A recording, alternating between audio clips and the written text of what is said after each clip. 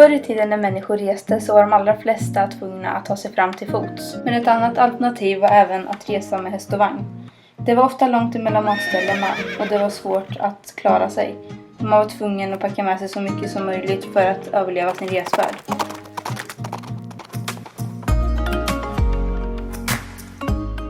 Men till slut så tröttnade man på detta. Man bestämde att man skulle få plocka och äta bär, frukt och svamp fritt efter vägen utan att fråga markägaren om lov. Detta gjorde det självklart mycket lättare att resa och ta sig fram på den tiden. Det var inte förrän i början av 1900-talet som det blev vanligare att röra sig i naturen för friluftsliv. Då skrev man ner vilka rättigheter och skyldigheter som skulle gälla och detta kallades för allemansrätten.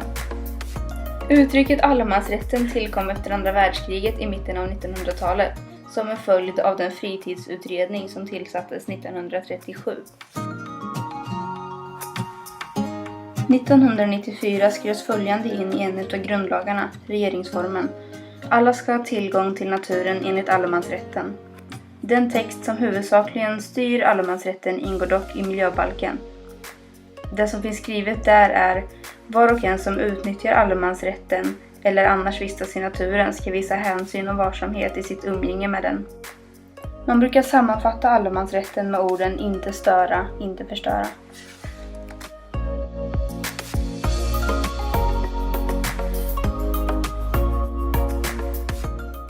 Men vad är då allemansrätten för något egentligen?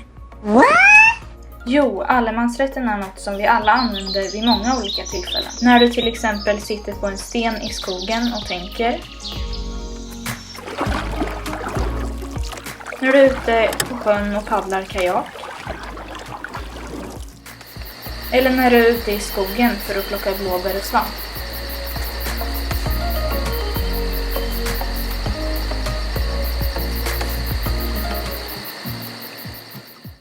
Allemansrätten är enkelt förklarat ett sätt för oss människor att kunna röra oss fritt på i naturen.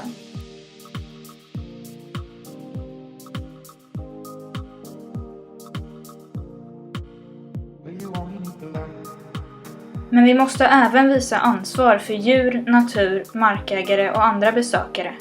Du får alltså inte störa eller förstöra, som vi nämnt tidigare. Enligt statistik är det inte många i Sverige som har stenkoll på vad allemansrätten innebär. Svenska lagstiftningen nämner i stort sett bara vilka tillgångar och vilket ansvar vi har för naturen. Därför är det viktigt att vi lär oss olika skyldigheter och rättigheter som vi har. Allemansrätten är ytterst sällsynt. Faktum är att det bara finns liknande regler i Norden och vissa små samhällen i världen. De länder vi ska prata om är Norge,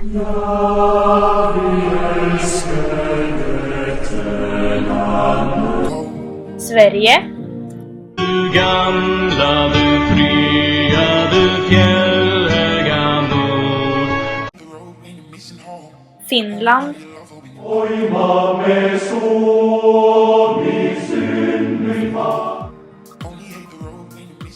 och Danmark.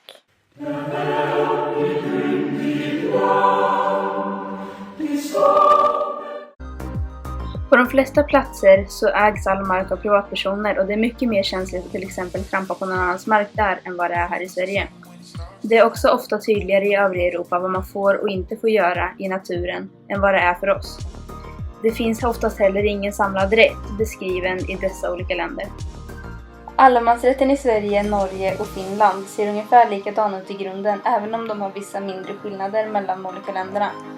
Men några av de rättigheter som alla länder har gemensamt är följande. Man ska ha rätt att röra sig fritt till fots, att tillfälligt övernatta och att plocka bär och svamp.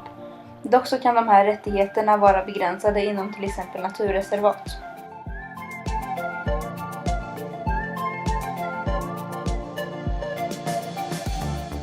I Danmark har man betydligt strängare syn på allemansrätten och inte alls lika mycket rättigheter som vi andra har.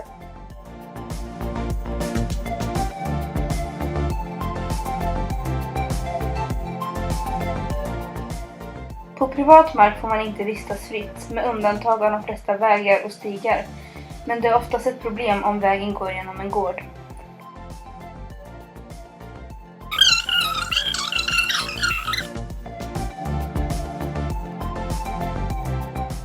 natten får man inte vistas i skogen överhuvudtaget. Det är dock friare på kommunal mark där man på vissa bestämda platser får tälta. När du är ute i naturen och vill göra upp en eld behöver du ved. Det är inte tillåtet att bryta av grenar från ett levande träd. Därför får du använda dig av avfallna kottar, grenar och pinnar som ligger på marken. Det bästa underlaget att göra upp en eld på är grus eller sandmark.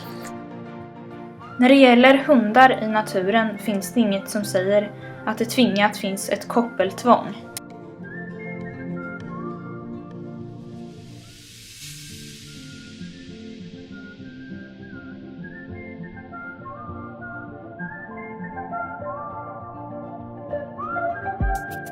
Enligt naturskyddsvårdslagen får bara väldigt väldresserade hundar tillåtelse att vara lösa i skogen.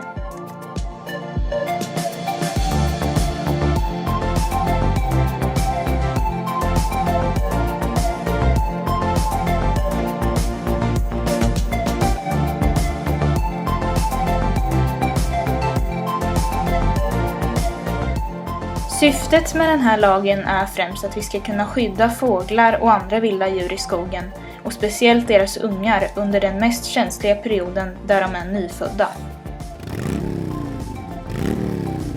Det är inte tillåtet att ställa sin husvagn eller husbil på en strand, en äng eller någon annan naturmark.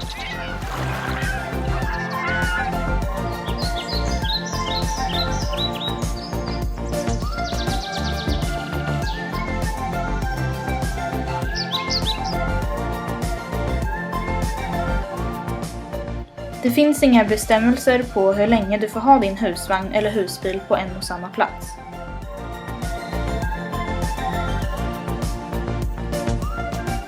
Man ska alltid fråga om lov till markägaren om det är okej att ställa upp sin husvagn, husbil eller ett tält i närheten av någon annans bostadshus, även om det bara är för en natt.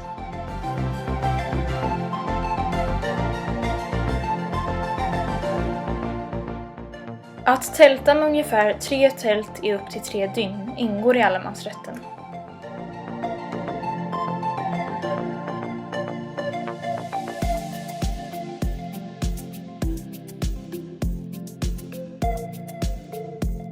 Om ni däremot tältar i stora grupper med många tält behöver du be markägaren om lov.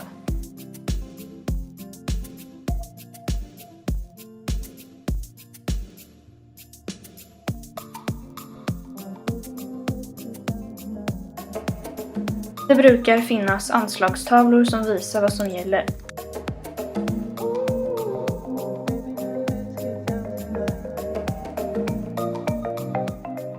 Fridlysning av en växt betyder att du inte får plocka, döda eller på något annat sätt samla in växten och skada något exemplar av den arten. Detta gäller även om växten växer på din egen tomt.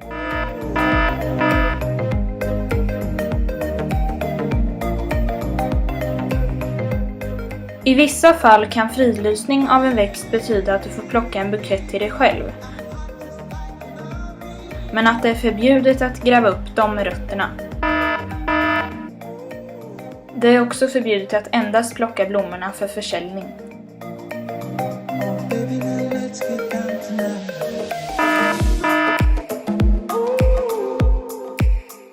Bär och svamp som växer vilt tillhör markägaren så länge bären sitter kvar på riset och svamparnas rötter i marken. Men om allemansrätten gäller på detta område kan markägaren inte hindra dig från att plocka. En fråga som noggrant behandlades i början av 1900-talet och som fortfarande behandlas är huruvida allemansrätten omfattar och ska omfatta kommersiell eller annan organiserad verksamhet.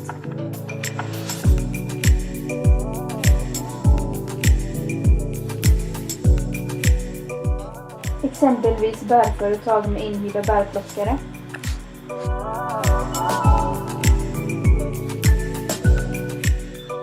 Organiserad ridning.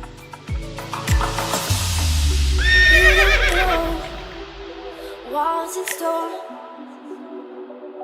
but you know what you're here for. Close your eyes lay your side beside me. Åka skidor. Time for this fight. You'll need no protection. Come along. Eller tävlingsverksamheter med mera. Open your hand. Take a glass. Don't be scared. I'm right here. Even though you Så kortfattat.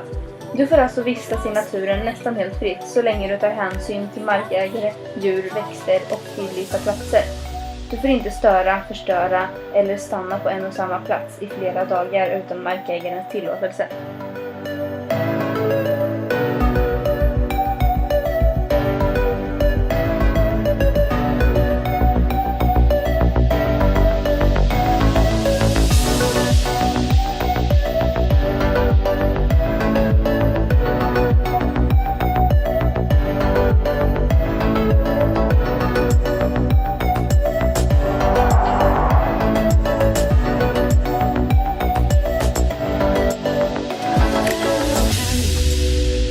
take a glass. Don't be scared. I'm right here.